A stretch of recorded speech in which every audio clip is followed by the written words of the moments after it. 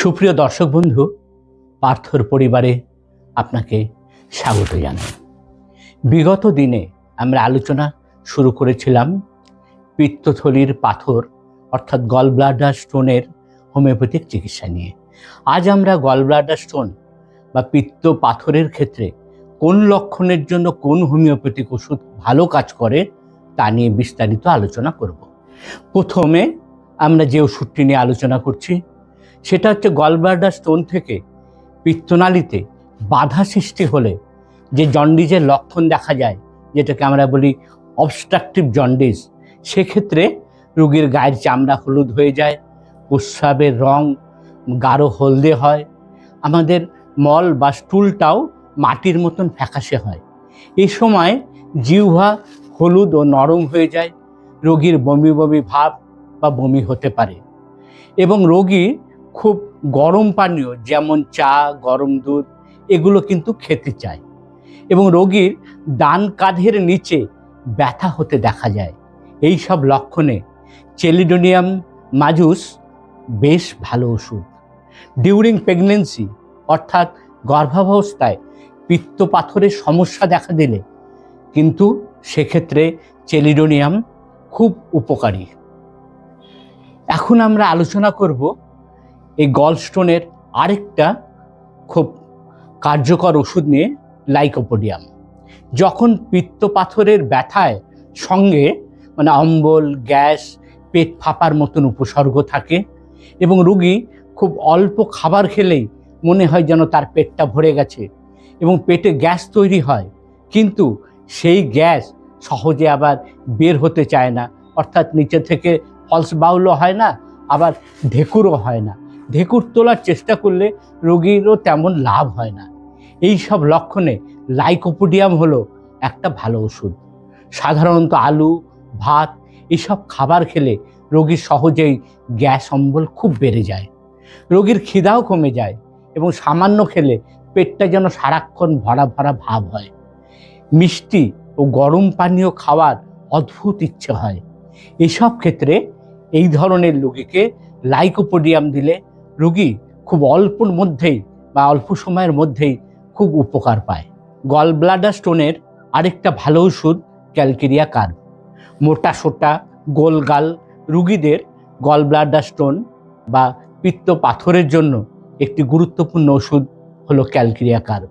বিশেষত স্থূলকায় থলথলে চেহারার রোগীদের মোটা শক্ত পেট থাকলে এই ওষুধ একবার হলেও কিন্তু খাওয়ান। অন্যান্য লক্ষণের সাথে মাথায় প্রচুর ঘাম হওয়া এবং ঠান্ডা হাওয়ায় রোগীর যদি অসুবিধা হয়, সেক্ষেত্রে ক্যালকেরিয়া কার্ব রোগীর একদম অন্যতম ওষুধ বলা চলে যেতে পারে। অন্য লক্ষণের সাথে মাথায় প্রচুর ঘাম হওয়া ও ঠান্ডা হাওয়ায় রোগীর যদি অসুবিধা হয়, সেক্ষেত্রে কিন্তু ক্যালকেরিয়া কার্ব এই ধরনের রোগীর অন্যতম ওষুধ। রোগী সিদ্ধ ডিম বা অদ্ভুত জিনিস যেমন চক, পেন্সিল, চুন মাটি এসব খেতে চায়, এই ক্ষেত্রে আমাদের কিন্তু এই ওষুধটি দিতে হবে ক্যালকেরিয়া কার্ব। গরম খাবার ভালোবাসে না, ঠান্ডা পানীয় এবং কোল্ড ড্রিঙ্কস খেতে খুব পছন্দ করে। এছাড়াও রোগীর টক ঢেকুর, টক বমি এসব রোগীদের ক্ষেত্রেও কিন্তু ক্যালকেরিয়া কার্বে রোগী খুব উপকার পায়। কার্ডুয়াস মেরিনাস এই ওষুধটি গল ব্লাডার স্টোন বা পিত্ত পাথরের ক্ষেত্রে কিন্তু খুব ব্যবহার হয় যদি ডান দিকের উপরের পেট ব্যথা হলে, অর্থাৎ যেখানে আমাদের মূলত গল ব্লাডারটি থাকে সেখানে যদি ব্যথা হয়, তাহলে এই যে কার্ডুয়াস মেরিনেয়াসের উপকার পাবেন। এবং এই সঙ্গে ধরুন ব্যথার সাথে যদি রোগীর বমি বমি ভাব থাকলে এবং বমি করে তার মধ্যে গলা এবং বুক জ্বালা করে বমি করার পর, তাহলে কিন্তু এই ওষুধটি, এবং পিত্ত পাথরের সাথে যদি জন্ডিসও থাকে, তাহলে এই কার্ডুয়াস মেরিনেয়াসে খুব ভালো ফল পাওয়া যায়।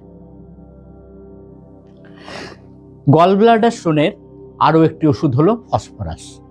রোগীর গল ব্লাডার স্টোন তার সাথে টক ঢেকুর বমি থাকলে ফসফরাস ভালো কাজ করে। এই ধরনের রোগীরা মানে ফসফরাসের রোগীরা ঠান্ডা পানীয়, আইসক্রিম, তার সাথে মুরগি, মাছ এসব খেতে কিন্তু পছন্দ করেন। এবং তাদের যদি জন্ডিস হয় সেক্ষেত্রে মলে খুব দুর্গন্ধ থাকে এবং শরীরে এক প্রচণ্ড দুর্বলতাও দেখা দেয়। এবং এই ধরনের লক্ষণ যদি রোগীর মধ্যে পান তাহলে কিন্তু সেই রোগীকে ফসফরাস প্রয়োগ করে দেখতে হবে।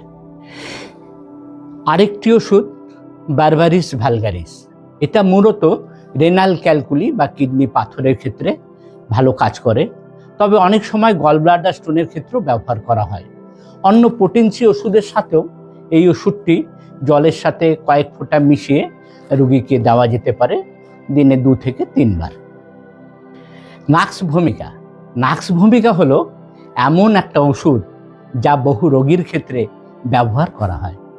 হোমিওপ্যাথিক ডাক্তারি শাস্ত্রে একটা কথা প্রচলিত আছে, যখন অনেক ভেবেও বুঝে উঠতে পারছেন না রোগীকে কোন ওষুধটি দেবেন, তখন অগত্যা মধুসূদন হিসেবে কিন্তু নাক্স ভূমিকা দিতে পারেন। হার্ট বার্ন অর্থাৎ বুক জ্বালা, টক ও তেতো ঢেকুর, মুখে জল আসা, বমি বমি ভাব, পেট ব্যথা এবং বমি হলেও সাময়িকভাবে ব্যথা কমে যায়। খাবার পরে পেট টান, ভার ভার অনুভূতি বেড়ে যায়, পেটে জ্বালা ভাব এবং পেটের অংশে কোনো রকম চাপ সে সহ্য করতে পারে না। এই রকম রোগী আঁটো জামা একদম পরতে পারে না।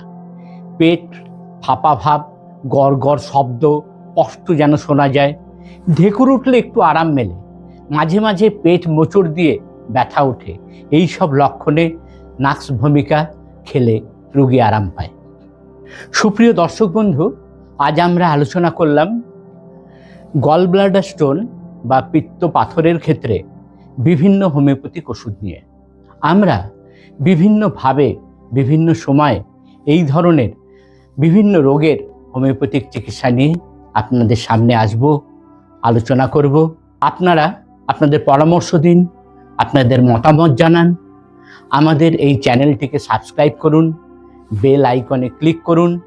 আর এই যে এপিসোড আমরা করছি সেগুলো আপনার প্রিয়জনদের, যাদের অসুখ রয়েছে তাদের তো ঠিকই, যাদের অসুখ রয়েছে তাদের ঠিক করবেন, তাছাড়াও আর যারা আছে তাদের মধ্যে শেয়ার করুন। আমাদের সাথে থাকুন, পাশে থাকুন বন্ধু।